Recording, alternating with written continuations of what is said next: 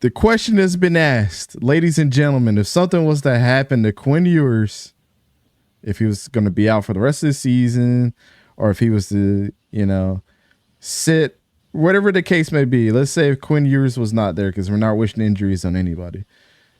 But how far could Arch Manning take Texas? Because right now everybody's saying that they're the team to beat in the country, which is well warranted. But could he maintain that threat status for Texas if he was the starter from here on out? I will say that you can win a national championship with this Texas roster no matter who your quarterback is, Quinn Ewers or Arch Manning. Now, one reservation I have about Arch Manning is we haven't seen him on the road, and we haven't seen him in a very hostile environment, because generally that is something that comes with experience, that comes from, been there, done that, having that poise. I know that he's a Manning, right? That name carries a lot of weight. There's a lot of expectations, and he has family members who have been on the biggest stage of the collegiate level, and and especially the professional level, right? With both Eli and Peyton winning Super Bowls. So he's heard about it. He's learned about it, but it's different when you get there. And he is in the games he's played in, it's been at home, either when they're up by a lot or now that Quinn Ewers has been hurt, it was still at home. And this next week they play Louisiana Monroe at home in Austin. So we haven't seen Arch play on the road or in, like, say, a Bryant-Denny Stadium in Tuscaloosa. We haven't seen him play in, a Neyland Stadium in Knoxville. We haven't seen him, how he responds to those, raucous environments quite yet. And I think that's the only knock I could have on him. He operates the offense to perfection, not just when it comes to, throwing the ball and making those good decisions, but also he showed this past week that he's got wheels, and that when you need him to, he can take off with his legs and get you some yards there and then some. So in terms of his actual play, there right now, there's no doubt in my mind that he could succeed at the same level as Quinn Ewers, if not even better. The only thing that I just don't know right now is how will he play on the road in a loud environment, just because we haven't seen him in there.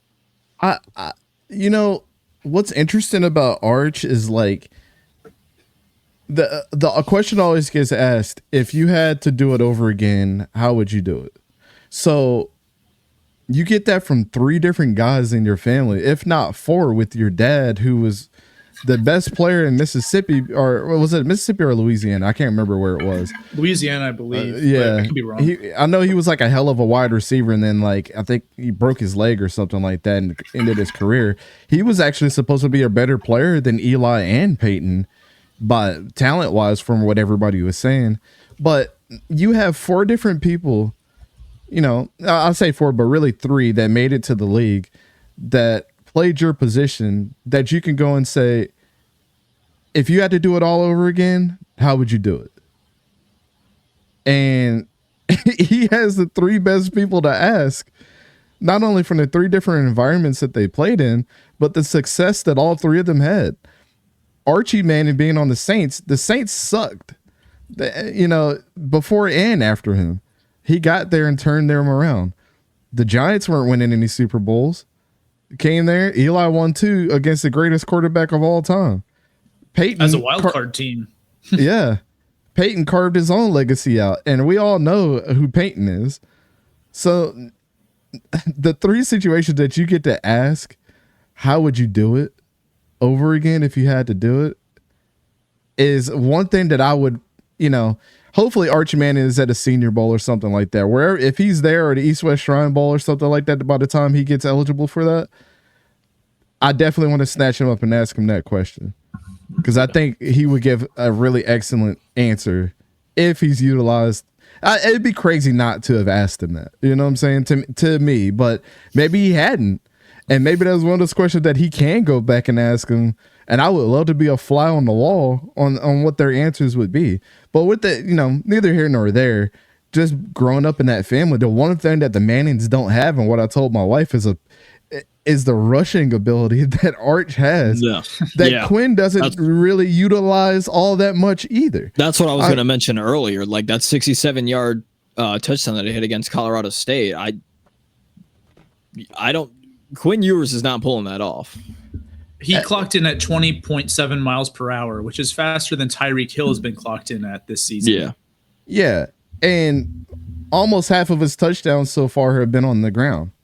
I mean, he's got 2 on the ground and 5 in the air. So it also just looks like he just zips the ball further than Quinn does. Like his velocity is more than Quinn's. If you put it like this, the dude has had 6 carries plus 18 attempts passing. So really, almost half of his snaps were touchdowns that had production with them. That's nasty work, man. I mean, I don't know. I gotta give it to Arch, because when I watched him last year, I was like, ooh, he's got some work to be done. The noodle arm throws that happened in the spring game, I was like, he's not ready, brother. And then this year, watching him in the spring game, I was like, this kid is totally different. I felt the same way about him as how I felt about Dylan Raiola and DJ Lagway when I watched all 3 of them. I was like, ooh. It's that offseason in a major program's like strength and conditioning like regime, and in a division, like in an SEC weight room. Like, that will make all the difference. There was a picture that circulated last year, like mid-season, right, of all 4 Texas quarterbacks. It was Charles Wright, Quinn Ewers, Arch Manning, and Malik Murphy. They're all shirtless and they're all flexing. And obviously, like, Malik Murphy is now at Duke. He's biggest in stature and also had the most muscle. But Arch, I mean, he was yoked. Like, he has gotten so much, like, he has physically matured and grown into his frame that, like you were just saying, he looks the part of a top tier quarterback. He's able to take hits and is also still very quick out there and nimble on his feet. Yeah. Well, and I think it goes back to, what we were talking about last year when we saw it at the Texas spring practice game, like on TV. You saw that he did not look the best. It looked like there was a reason that he was... Looked like a dude his first time playing quarterback. There was no reason that Quinn should have been worried about job security. And even when he got injured, you still saw Malik Murphy come in. But then you see him again. He sat for the year. He learned behind Sark and, Quinn and Malik. And then you see him in this year's spring game, and he just looked like a totally, completely different guy. I know, and I can understand where you're coming from, Ǩali. We haven't really seen him on the road, which is why I wish, and I honestly thought he was going to come in a bit during the Michigan game, like at the very end, because he was just already out of reach for Michigan, just based off of the defense alone. So I do wish that we could have seen that a little bit, but obviously it is what it is. But I do have to agree with your first statement of you could put honestly anybody back there, and I still think Texas is going to be the biggest threat in all of college football right now. I mean, again, Arch Manning utilizes his mobility more than Quinn Ewers. Looks like that he's got better velocity on the ball. Further, can throw it a bit further, and it's got better zip than, Quinn Ewers. I just think the biggest problem right now and the biggest question mark is what is he going to look like against a top opponent on the road? Not even a top opponent, just any opponent on the road. And, just obviously you have the lack of experience. I think, having a first full start against Louisiana Monroe, I think that's going to help a little bit build confidence. But then after that, it depends really, because, if he's still playing by September 28th against Mississippi State, I think that'll, that's an SEC versus SEC opponent, even if Mississippi State is one of the worst teams in the SEC. But then after that, you got Oklahoma in the Red River rivalry. So that's kind of where your biggest question mark is going to be if Arch Manning is still having to be the starting quarterback. But yeah, I really don't think it matters who. Arch Manning could play the rest of the year. I still think Texas is going to be the number 1 team throughout the entirety of the year. I think the biggest question is and you can ask any player this. the pressure of coming in from somebody that went down and just filling in that spot, is that more stressful, or is it more stressful to know that you got the reins from here on out as the guy? Not maybe until Quinn gets back, or maybe if he's out for the season. When you're the number one guy, is it more pressure with that? And that's another question I would love to be a fly on the wall and have somebody answer too, because there's dynamics to both, right? It's what Arch had to do when Quinn went down was go out and still win the game for Texas. What you got to do if he's out and you have to step in as the guy, now every single thing that you do on offense lives or dies with how you perform as well. So which one is more stressful? And I think once we see him get the full first team snaps, first team reps, and people knowing that he's the guy from beginning to the end of that game, is what we'll actually know what we got with Arch Manning moving forward throughout his full career, because we haven't seen that. We haven't seen that yet. So that's the biggest question mark. I mean, I think the kid's got the juice, bro. I mean, that last year he was in high school was not good. That first spring game was not good. But this spring game up till now, from what we've seen, given the dynamic of, and I know Steve Sarkisian said it doesn't matter how long Quinn is out, he's still the guy. But like, brother, you got to think about it like this. And we said it last week before the injury. Quinn is the guy to win the Heisman right now from the way that he's been playing. Yeah. But honestly, which we also did say at the beginning, that's going to be the reason why injury is going to be the reason why he doesn't win it.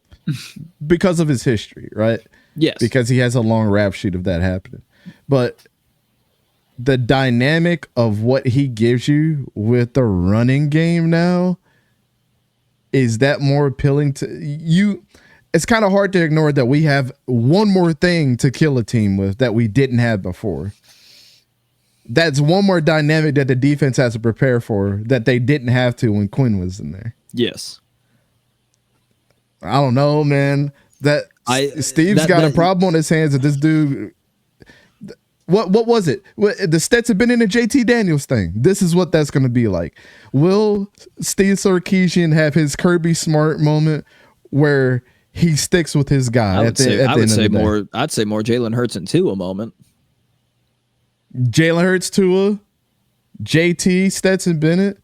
This is the next iteration of that. Like, do you stay with the hot hand, or do you go back to the familiar guy? Especially if, and we'll throw this in. Quinn's out for a while. Misses Red River rivalry. Arch wins it handily. Doesn't look bad at all. Throws like no interceptions. It literally looks like you have Quinn Ewers there passing wise, but now you've added mobility.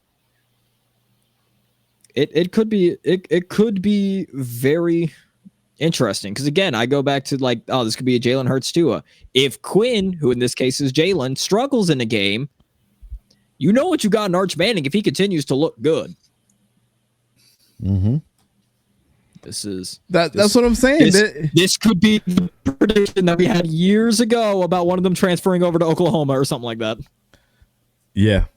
Well, I mean, I thought it was going to be a good possibility of that happening, yeah. But it's all interesting, right? Because if something does happen to Quinn and he wants to come back and run it back again in college, because we've seen it happen now. Yeah. We've seen it happen. Especially with NIL. Dylan Gabriel, Bo Nix, Cam Rising. Like, these guys want another chance to play. Grayson McCall.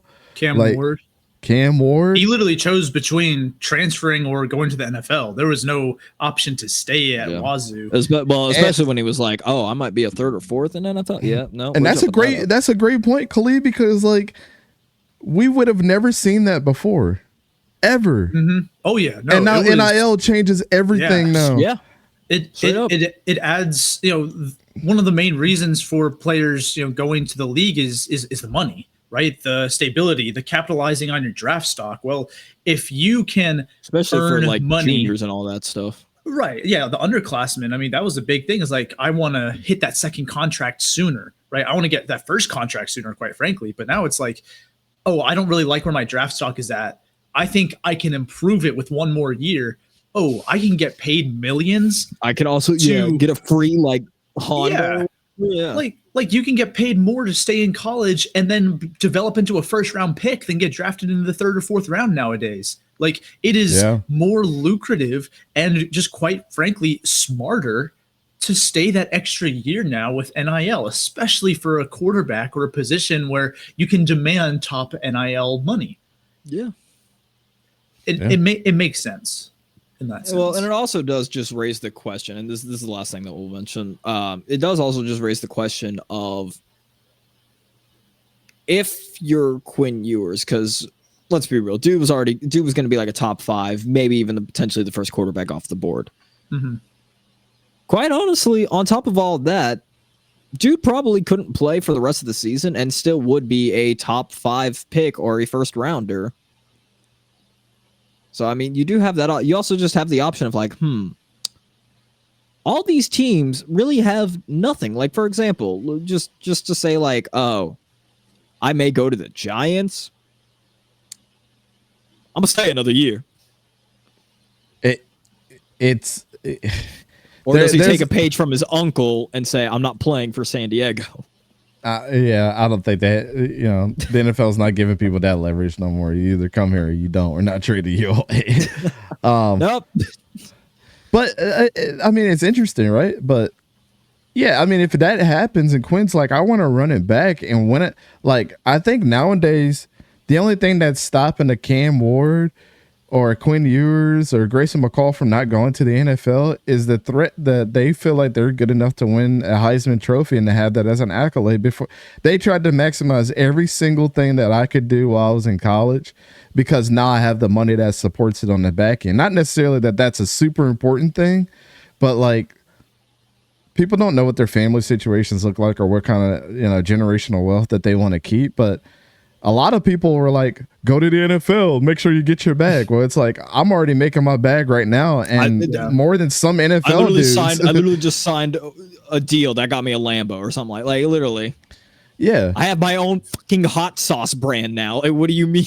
Yeah. So if that happens, does Arch Manning or Quinn Ewers transfer out and try to run it up? Like, it would be the most interesting storyline now out of all things is, depending on how Jackson Arnold ends up working out, does Arch transfer to or Quinn transfer to Oklahoma? You get to see them both go at it.